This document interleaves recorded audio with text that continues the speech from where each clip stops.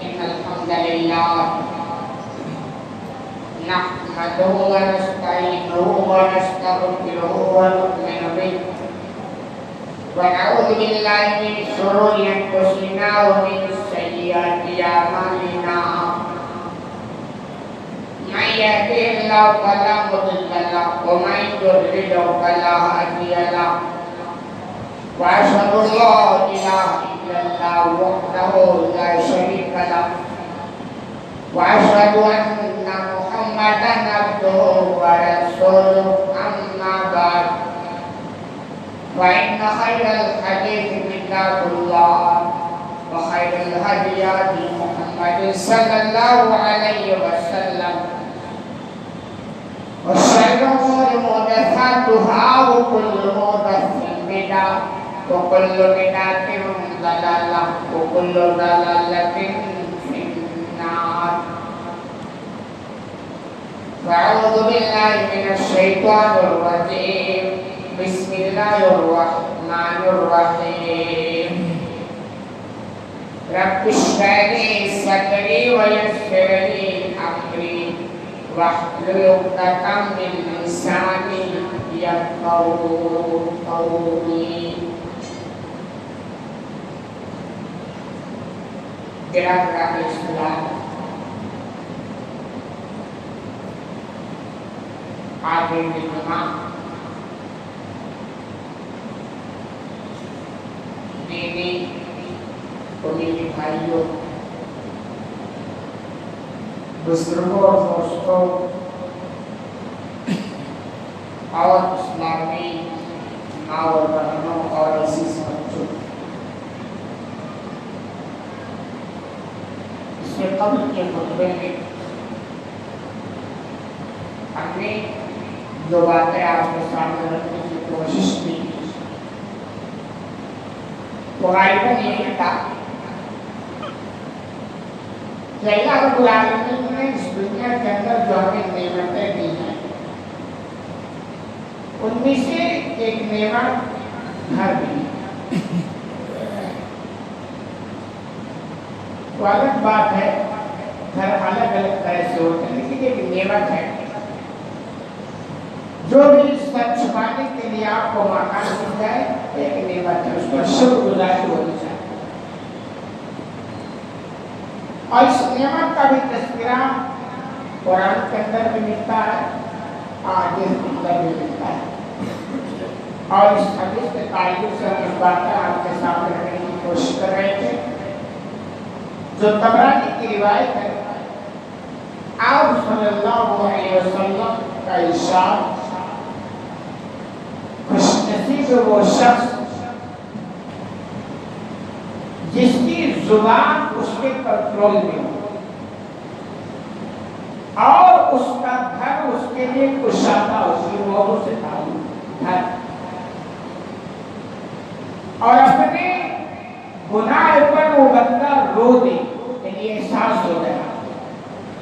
یہ صفت، تین صفت اس حدیث کے اندر تذکرہ ہے. یہ تین صفت جس بندے کے اندر ہیں اللہ رسول صلی اللہ علیہ وسلم نے بیان کیا کہ وہ خوش نصیب ہے. ایک اس میں سے بیان کیا کہ زبان پر اس کی کنٹرول ہونی چاہیے. اور یہ تجربے کی بات ہے، وہ لوگوں کا مقولہ مشہور ہے کہ بیوقوف پہلے بولتا ہے پھر سوچتا ہے، سمجھدار پہلے سوچتا ہے پھر بولتا ہے. مطلب وہ ہے کہ بیوقوف کے کنٹرول میں اس کی زبان نہیں ہوتی. پھر ایسا شخص ہے جس کو اپنی زبان پر کنٹرول نہ ہو، قدم قدم پر پچھتاوا ہوتا ہے. وہ میں بولا نہ ہوتا تو کتنا اچھا ہوتا، اس بولنے کا یہ نتیجہ ہے جو میں چل رہا ہے. ایسے آپ زندگی کے تجربات دیکھیں جس کی کنٹرول ہوا. آپ یوں سمجھیں زندگی نا ایک گاڑی ہے جس کو ہم چلا رہے ہیں، اور اس چلانے والے میں وہ انسان بہت کامیاب ہوتا ہے جس گاڑی بڑے جس کی کنٹرول ہو. تو زبان بھی ہے نا، کیا آپ کی زبان آزاد ہے؟ آپ کے کنٹرول میں نہیں ہے. تو جائز سی بات ہے، آپ اس دنیا کے اندر بھی چھیڑنا، قدم قدم بھی چھیڑنا، اور اس زبان سے جو کسی کو تکلیف، کسی کی برائی، کسی کی غیبت، اس کی جو سزا کرتے ہو تو مسلط. زبان کی وجہ سے بچاؤ کا دنیا میں آدمی کو بچاؤ ہوتا ہے. یہ بڑی اچھی سی بات ہے جس آدمی کو اس کی زبان اس کے کنٹرول میں ہو. یعنی ایسا نہیں کہ بولنا کچھ چاہتا تھا بول گیا کچھ، کہاں کیا بولنا اور کہاں کیا بول گیا. اور ایک وہ جس کا گھر اس کے لیے خوشحال، گھر سکون کی جگہ ہوتی ہے، جہاں آدمی جائے تو ٹینشن فری ہو جائے، سکون کی نیند لے سکے. اس کو گھر، یعنی اس کا مفہوم نکالیں گے تو یہی ہوگا. اللہ کے رسول صلی اللہ علیہ وسلم نے فرمایا کہ وہ شخص بھی خوش نصیب ہے جس کا گھر اس کے لیے کشادہ ہے. یعنی اگر ٹوٹا پھوٹا مکان بھی ہے نا تو اسی کے اندر وہ رہنے میں اپنا غنیمت سمجھتا ہے. اس کا یہ مطلب آپ بالکل نہ نکالنا جس کا مطلب سارا کاروبار بند کر کے گھر کا دروازہ بند کر لے اور اندر ہی رہے، یہ مطلب نہیں. آپ کاروبار کے لیے آپ کو باہر جانا پڑے گا، تجارت کے لیے باہر جانا پڑے گا، مزدوری کے لیے باہر جانا پڑے گا، سارے کام کرنے ہیں. لیکن جب آپ فارغ ہو جائیں، اب آپ کے پاس کوئی کام نہیں ہے کہ ادھر ادھر پھرنے کے بجائے گھر کو اپنا مسکن بنائے. تو وہ بندہ جس کے پاس ٹائم ہے اور اس ٹائم کو ادھر ادھر گوانے کے بجائے وہ بچوں کے ساتھ گزارتا ہے، وہ بندہ خوش نصیب ہوتا ہے. یہ باتیں سننے کے بعد آپ اپنے آپ پر اٹھائیں کہ ہماری لائف کہاں بدل رہی ہے. ٹائم ملتا ہے تو گھر میں ہم ٹائم دیتے ہیں یا کہیں اور ٹائم دیتے ہیں، وہ خوش نصیب ہے. تیسرا جو آپ تیسری سی بات آپ نے بیان کی وہ یہ کہ بندہ اپنے گناہ پر روتے، اس کے آنکھ سے آنسو گر جائے. یہ بات دیکھو، میں بارہا کہا کرتا ہوں، گناہ کا ہو جانا اتنا بڑا جرم ہے، جتنا بڑا جرم یہ ہے کہ آپ کو اپنی گناہ پہ احساس نہ ہو. کل بنی آدم خطاء، آپ مسلم کہتے ہیں کہ ہر ابن آدم گنہگار ہے.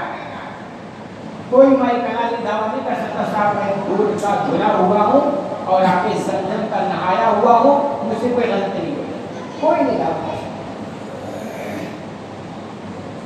لیکن کیونکہ یہ انسان کی فطرت میں کسی غلطی ہو، یہی وجہ ہے کہ آپ نے فرمایا وَخَيْرُ الْخَطَّائِينَ التَّوَّابُونَ، گنہگاروں میں بہتر وہ ہے جو توبہ کرنے والا، اللہ کے حضور میں حاضر ہو کر رجوع کرنے والا ہو، تسلیم کرنے کی پروردگار مجھ سے ہو گئی اور تنہائی میں رو.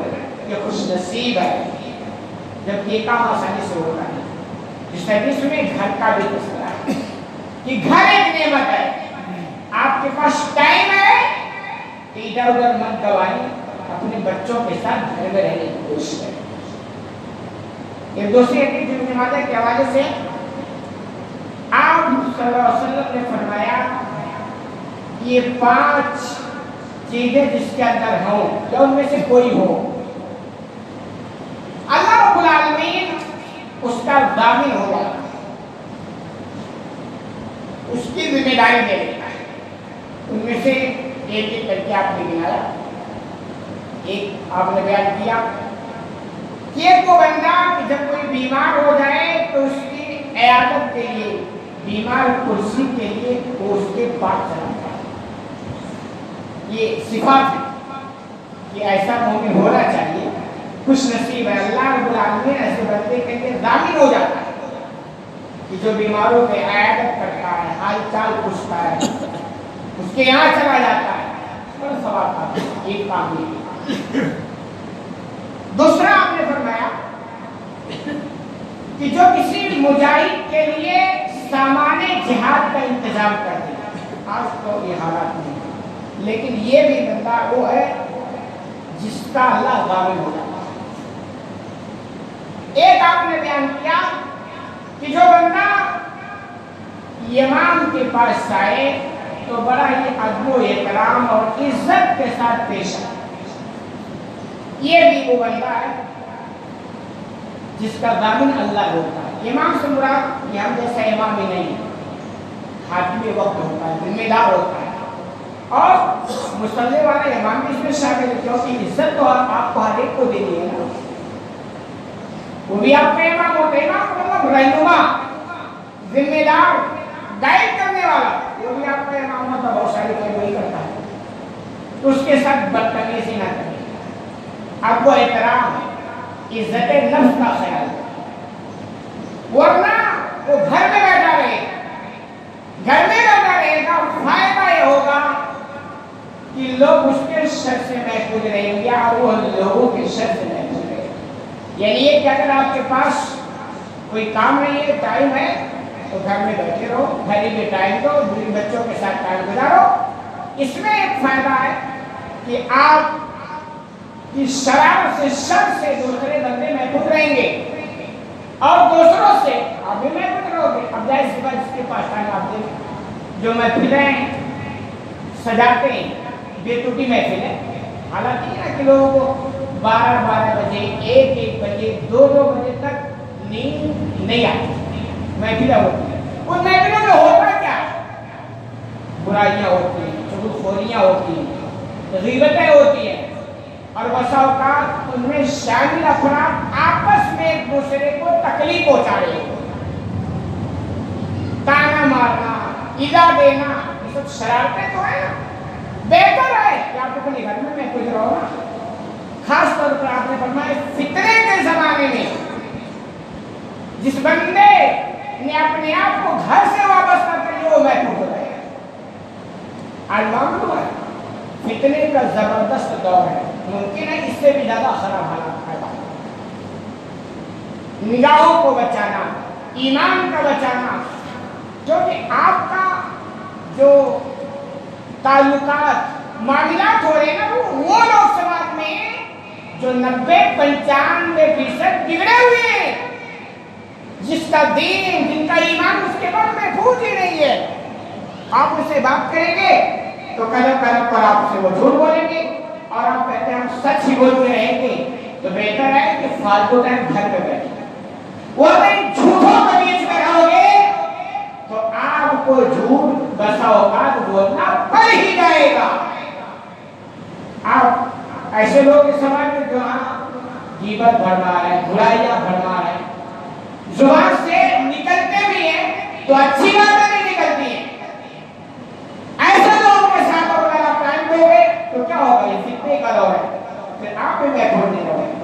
تو وہ اپنے آپ کو بچا لیا جو اس فتنے کے دور میں اپنے آپ کو گھر میں محفوظ کر لیا، گھر سے وابستہ کر لیا۔ یہ گھر سے تعلق احادیث میں بیان ہے، لیکن یہ مفہوم بالکل نہیں نکالنا کہ فتنے کا دور ہے تو ہم روزی روٹی چھوڑ دیں، کاروبار چھوڑ دیں، مزدوری کرنا چھوڑ دیں، گھر کا دروازہ بند کریں اور بیٹھ جائیں۔ یہ مطلب نہیں، مطلب یہ کہ بھائی جو ضرورت ہے آپ کو جانا پڑے گا، اپنے آپ کی حفاظت کرتے ہوئے، اپنے آپ کو بچاتے ہوئے باہر نکلنا پڑے گا۔ لیکن اگر آپ کے پاس کوئی کام نہیں ہے، کوئی مطلب نہیں ہے باہر نکلنے کا، کوئی ضرورت نہیں ہے، تو باہر نکلنے سے بہتر ہے کہ اپنے بچوں کو ٹائم دو، گھر میں رہو گے، آپ کا ایمان بھی محفوظ رہے گا، آپ کی آنکھیں بھی محفوظ رہیں گی، آپ کا زبان بھی محفوظ رہے گا، آپ کا ایمان بھی محفوظ رہے گا۔ یہ گھر سے تعلق چیز ہے، یہ اتنی بڑی نعمت ہے۔ سوال ہے اس گھر میں سکون کیسے بنے، مثالی گھر کیسے بنے، جس گھر کو لوگ دیکھ کر کہ ہاں یہ گھر ہے، گھر ایسا ہی ہونا چاہیے، اس کو مثالی گھر کہتے ہیں۔ بولتے مثالی جوان، ہاں یہ وہ جوان ہے کہ جوان کو ایسے رہنا چاہیے۔ مثالی بزرگ، ہاں یہ وہ بزرگ ہے جس بزرگ کی مثال ہے، ہاں بزرگ ایسے ہونا چاہیے۔ تو ایسے مثالی گھر، وہ گھر جس کو لوگ کہیں صاحب یہ گھر بہت بڑھیا، لیکن جتنا زیادہ اس گھر کے افراد کی اصلاح ہوگی اتنا زیادہ وہ اچھا گھر ہوگا، اور جتنا زیادہ اچھا گھر بنے گا تو آپ کہو گے اب میرے پاس ٹائم ہے کہ اسٹیشن پہ گزارنے کے بجائے میں اپنے گھر میں گزاروں۔ اب آپ کہو گے میرے پاس ٹائم ملے گا تو میں باہر گزارنے کے بجائے اپنے گھر میں بھی بچوں کے ساتھ گزاروں گا۔ جب وہ مثالی گھر بن جائے گا، جس گھر میں آپ جاؤ گے ٹینشن فری ہو جاؤ گے، جس گھر میں جانے کے بعد آپ کے بہت سارے وہ مسائل جو الجھے ہوئے ہوتے ہیں گھر میں جانے کے بعد آسان ہوگا۔ یا چلو باہر کی بات اب آ گئی، اندر آ گئے سب ہوگا۔ لیکن اگر وہ گھر سکون والا نہیں بنا تو ایک ٹینشن گھر سے باہر سے لے کے آئے اور گھر میں پہنچیں گے تو دوسرا ٹینشن ہوگا۔ تو ٹینشن پلس ٹینشن پھر ٹینشن ہوتا جاتا ہے۔ اس کا یہ ہے کہ سب سے پہلے گھر کی جو ملکہ ہوتی ہے نا، ملکہ ہوم منسٹر، اس کی اصلاح زبردست ہوتی ہے۔ کہتے ہیں کہ حقیقت میں اگر گھر کی محترمہ، گھر کی مالکہ اگر وہ سدھر جائے، یقین مانے اس بات کے پورے چانسز ہیں کہ اس گھر کے پورے فرض ہو جائے، پھر اس کے بچے بھی سدھریں گے۔ آپ نے دیکھا ایسی عورتوں کو جن کی تہجد کی نماز بھی نہیں چھوڑتی تھی، الحمدللہ وہ اثرات ان کے اولاد کی زندگی میں بھی رہے۔ تو پہلی فرصت میں اگر آپ چاہتے ہیں کہ گھر ٹینشن فری ہو کر گھر میں رہیں، گاڑی زندگی کو آگے بڑھائیں، پہلی فرصت میں گھر والی کا انتخاب ٹھیک ہو رہا ہے۔ اگر میں ٹھیک ہو گیا ہے تو اس گھر والی کو ٹھیک کرنے کی کوشش کریں، اور گھر والی کو ٹھیک کرنے سے پہلے اپنے آپ کو بھی ٹھیک کرنا ہوگا۔ ایسا نہیں ہو سکتا یا آپ آزاد رہو اور ساری پابندیاں گھر والی کی رہو، ایسا نہیں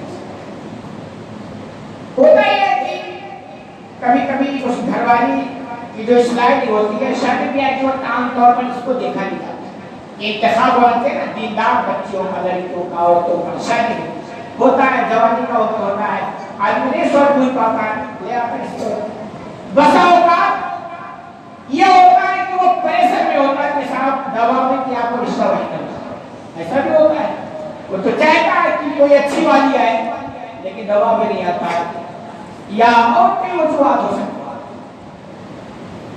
لیکن یہ میں سب سے بڑی وجہ جو ہے وہی ہے اس دینداری کو شادی اور بیاہ کے مواقع پر دیکھا نہیں جاتا۔ اس کی وجہ یہ ہوتی ہے کہ صاحب خود دیندار نہیں ہوتی، اور اگر ہوتے بھی ہیں نا تو اوپر والے دیندار ہوتے ہیں، اور سماج بھی چاہتا ہے مکمل دیندار نہ بنے۔ کبھی بات کریں دیکھیں سماج کا مطلب سوچ دینداری کہاں تک ہے؟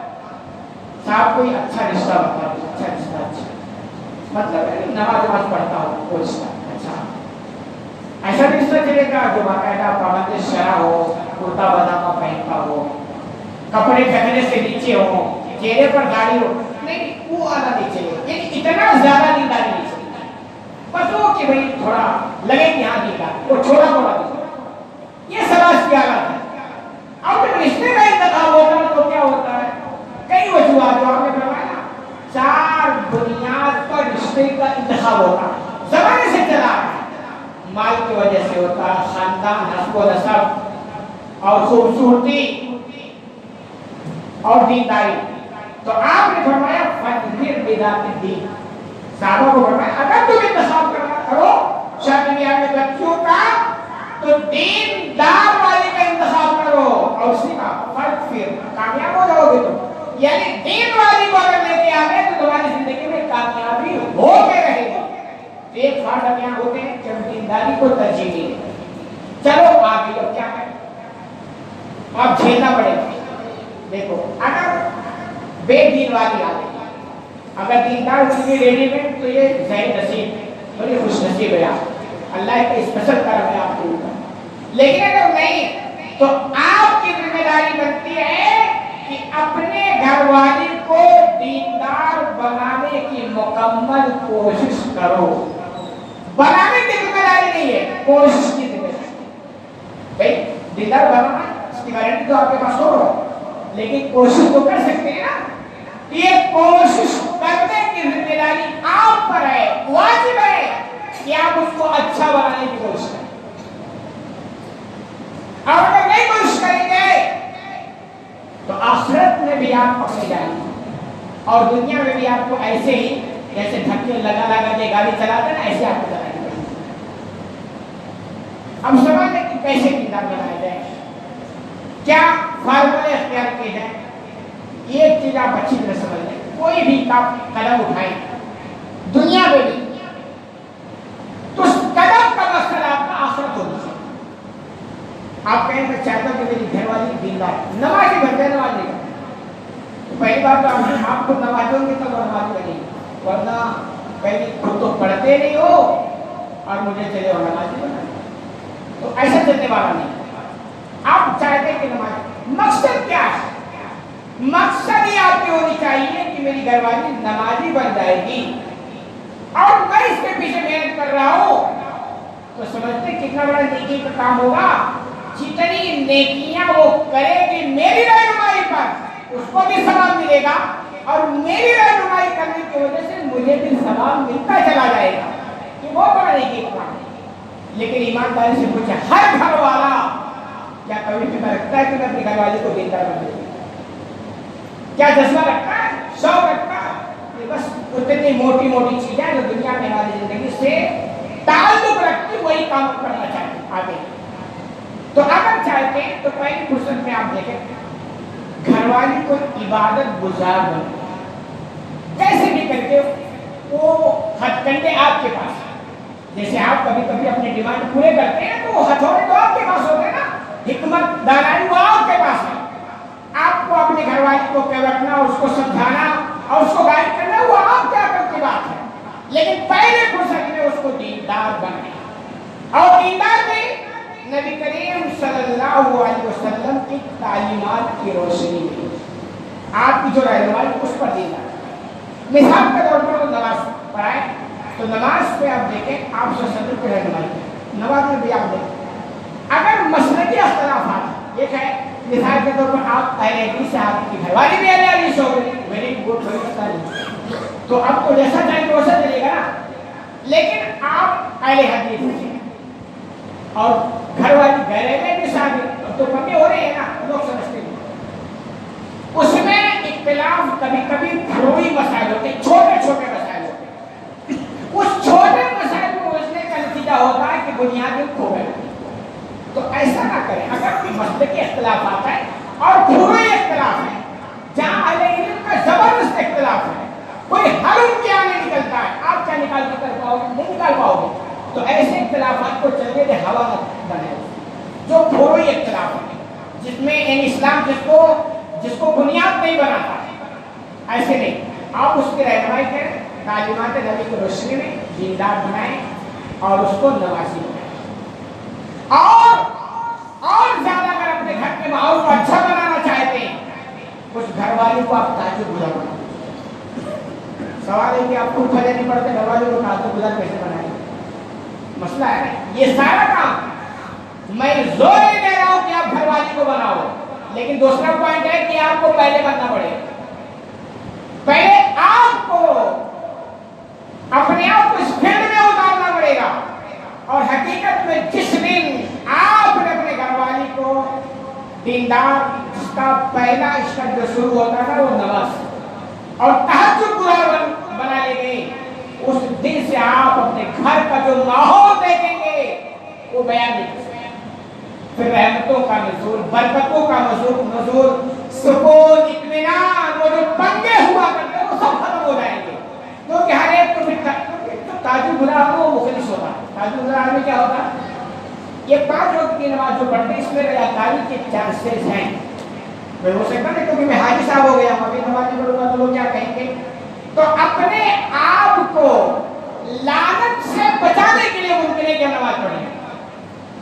میں نماز اس لیے پڑھتا ہوں، ممکن ہے کہ میرے دل میں یہ خیال ہو چکی ہے مولانا صاحب اگر نماز نہیں پڑھوں گا تو لوگ کیا کہیں. لیکن رات کی تنہائی میں جو بندہ یا بندی اٹھ کے نماز پڑھتی ہے اللہ کو یاد کرتی، وہ تو اللہ کے علاوہ کسی کو دکھانا نہیں چاہتی ہے نا. اس کا مطلب وہ مخلص ہے، وہ خالص اللہ کے لیے کرتا ہے. اور جب بندہ یا بندی مخلص اللہ یعنی خالص اللہ کے لیے ہو جاتا ہے نا تو شیطان کا بھی ہاتھ ہوتا ہے. شیطان نے کہا تھا نا کہ اللہ میں تیرے تمام بندوں کو گمراہ کروں گا الا عبادک منہم المخلصین، سوائے تیرے ان بندے کے جو مخلص ہوں گے، اخلاص والے ہوں گے، ان کو میں گمراہ نہیں کر پاؤں گا، ان پر میرا حلوہ نہیں چلے گا. تو شیطان نے وہاں دونوں ڈال دیا اور اس نے بھی اپنا ہتھیار ڈال دیا کہ بندہ اگر مخلص ہو گیا تو اس پر میرا بھی حلوہ نہیں. تو اگر آپ یہ کام کریں اور پھر دھیرے دھیرے قرآن کی تلاوت کا پابند بنیں، پہلے خود بھی کرنا پڑے گا نا. آپ دیکھ کے بیٹھا صبح فجر بعد آپ تو خود پڑھیں گے، کبھی ریفری نہ کر رہے ہیں، گھر والے کو پڑھتی نہیں ہے، خود پڑھیں گے اور گھر والے تھوڑا ہی پڑھیں، چاہے آدھا صفائی پڑھیں، مگر زندگی کا معمول تلاوت قرآن بنا ہی لیں. پھر آپ دیکھ جو قرآن کی تلاوت ذکر ہے اللہ کا، اور اللہ سبحانہ و تعالیٰ الا بذکر اللہ تطمئن القلوب. کیا تمہیں پتا نہیں ہے کہ اللہ کے ذکر سے دلوں کو سکون ملتا ہے، اطمینان میسر ہوتا ہے. کبھی کوئی لوگ ٹینشن ہوتے کیا ہو گئے، ٹینشن کا علاج تو یہاں ہے یار، پتہ نہیں کہاں لوگ بات کریں. تو ذکر کرنے قرآن کی تلاوت کا پابند بنا دے گا. ذکر آپ ساتھ کتابوں میں سناتے دعاؤں کی، وہ آپ اس کا اہتمام کریں. بہت ساری دعائیں ذکر اذکار جن دعاؤں سے اللہ کو یاد کیا جاتا ہے، ان دعاؤں کا خاص طور پر آپ اہتمام خود بھی کریں اور گھر والے کو کریں. کہ دعائیں یہ اللہ کو یاد کریں، یاد کا ذریعہ ہے. اور بندہ جب دعا کرتا پروردگار سے ذکر و اذکار کی دعائیں تو مطلب یہ کہ بندہ کہتا پروردگار میں قدم قدم پر لمحے لمحے تجھے یاد کرنا چاہتا ہوں. یہ پیغام کہ میں کچھ بھی نہیں، میں یاد کر رہا ہوں تجھے تاکہ تم مجھے یاد کر لیا، اور جس دن تم مجھے یاد کر لیا اس دن میرا سارا مسئلہ کیا ہو گیا، حل ہو گیا. اس کا بھی پابند کریں. اور کبھی دینی مجلسیں منعقد ہوں عورتوں کا، کبھی کوئی ماشاءاللہ ایسا بھی سنا مانا پروگرام کراتی ہے عورتوں کا، ہم حقیقت میں اس میں انٹرسٹ نہیں لیتے. اپنے گھر والی کو موقع تو ملتا ہی ہے نا، آپ کو تو مل بھی جاتا ہے، ماں بہنوں کو کہاں ملتا موقع. تو کبھی جب موقع ملے تو پوری محنت کے ساتھ اور تھوڑا دریا دلی بھی نکال دیں کہ محترمہ آج کھانے کا ٹینشن نہ ہو، آج پارسل ہوٹل سے آئے گا لیکن تمہیں پروگرام پہ چلا.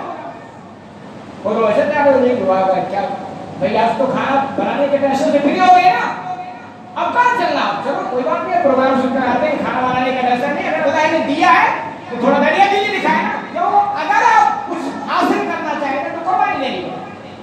دیکھیں قربانی کو تو کچھ نہیں ملتا. اگر آپ چاہتے ہیں کہ اپنے گھروں کو کچھ سکون بنائیں، جہاں جائیں تو ٹینشن فری ہو جائے، قربانی دینی پڑے گی. وہ قربانیوں کا تذکرہ میں کر رہا ہوں.